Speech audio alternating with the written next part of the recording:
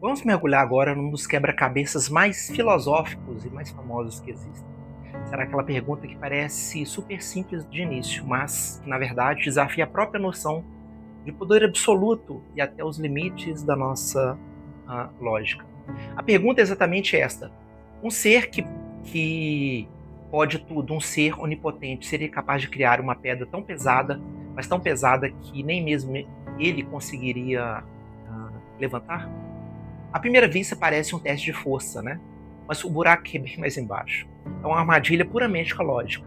E aí que está a armadilha, a pegadinha da coisa. Pensa bem, se a resposta for sim, ele pode criar a pedra, então pronto.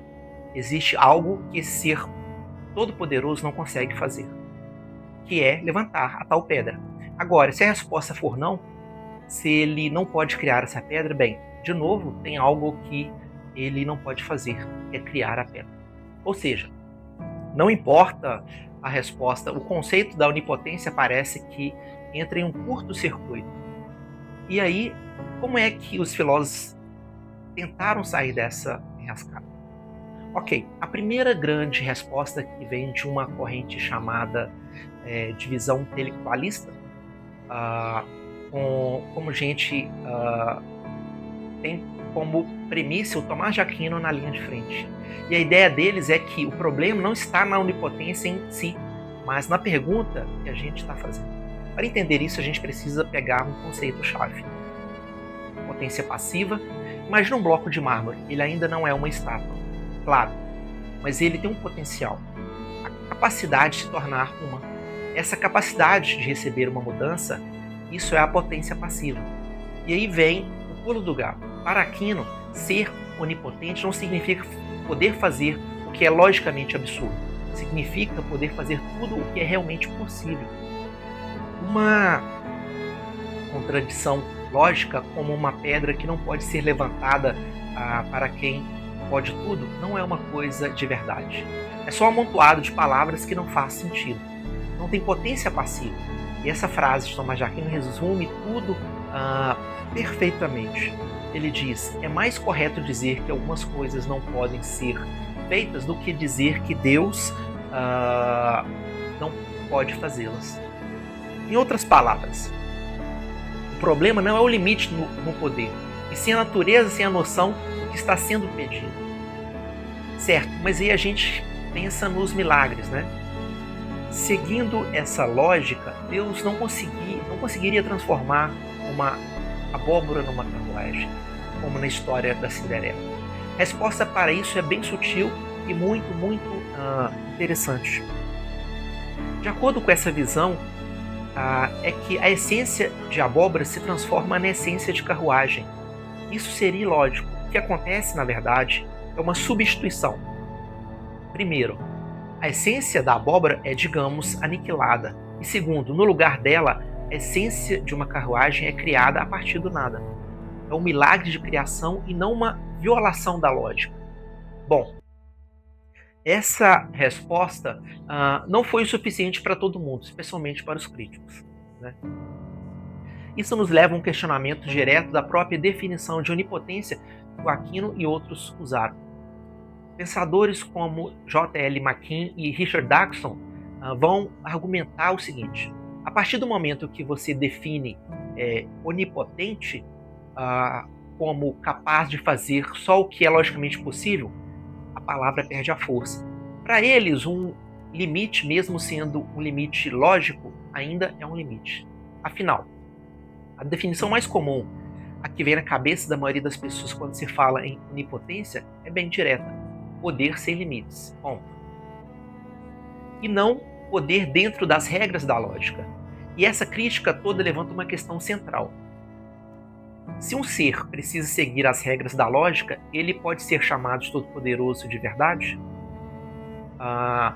Ou será que isso faria da lógica uma força ainda maior, superior a ele? E essa provocação nos joga diretamente na segunda grande maneira de enxergar o problema, que tem uma abordagem assim, radicalmente diferente. E é chamada resposta voluntarista. Para pensadores como Duns Scott, a lógica da coisa é o oposto de Aquino. Aqui a vontade de Deus é o que manda, é absoluto. A lógica não é parte da natureza divina, ela só é um produto da vontade de Deus. É algo que Deus criou. Assim, né, como criou as leis da física. Então o contraste fica muito claro. Para o intelectualismo, a lógica é parte da natureza de Deus, algo imutável. Já para o voluntarialismo, né, ou voluntarismo, a lógica é só um produto da vontade dele e, em teoria, poderia ser totalmente diferente se ele quisesse. Sendo assim, a resposta voluntarista para o nosso paradoxo é um sim bem alto e claro. Deus poderia criar uma pedra que ele não consegue levantar e, logo em seguida, por ser onipotente, ele a levantaria mesmo assim. A contradição lógica não seria uma barreira para um ser que está acima da própria lógica que ele mesmo criou. Ok, já vimos duas tentativas de resolver a questão, mas a terceira visão faz algo diferente. Ela questiona se nós, seres humanos, temos a capacidade de sequer entender a pergunta direita. O filósofo Immanuel Kant vira a mesa completamente. Em vez de ficar discutindo o poder de Deus, ele nos chama para olhar para os limites da nossa própria mente, da nossa razão. Kant basicamente dividiu a realidade em duas. Pensa assim, de um lado tem o fenômeno, que é o mundo em que a gente experimenta, o que a gente enxerga através das lentes da nossa mente. Do outro, tem o número, que é o mundo como ele realmente é, sem as nossas lentes. Algo que a gente nunca vai conseguir acessar diretamente. E o ponto central aqui é o seguinte. Para Kant, a lógica é uma ferramenta da nossa mente para organizar o nosso mundo, o mundo dos fenômenos. A gente não tem a menor ideia se essa nossa lógica se aplica ao mundo numérico, onde um ser divino existiria. A pergunta sobre a pedra não é só difícil para a mente humana, ela é fundamentalmente irrespondível, está fora da nossa alçada. Então vamos recapitular o que vimos até aqui. A gente passou pela resposta do intelectualismo, pelo voluntarismo e pela perspectiva kantiana.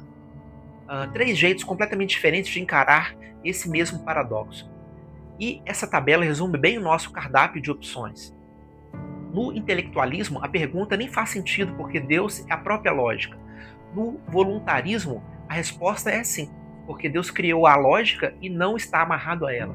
E na visão kantiana, a pergunta simplesmente não tem uma resposta porque nós estamos amarrados à nossa própria lógica. Cada caminho depende, no fundo, de como se enxerga a relação entre um ser supremo e a própria lógica. No fim das contas, esse paradoxo da pedra nos empurra para uma questão ainda mais profunda sobre a natureza do poder.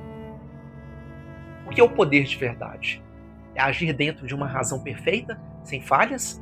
Ou é não ter limite nenhum, não estar preso a absolutamente nada, nem mesmo a lógica?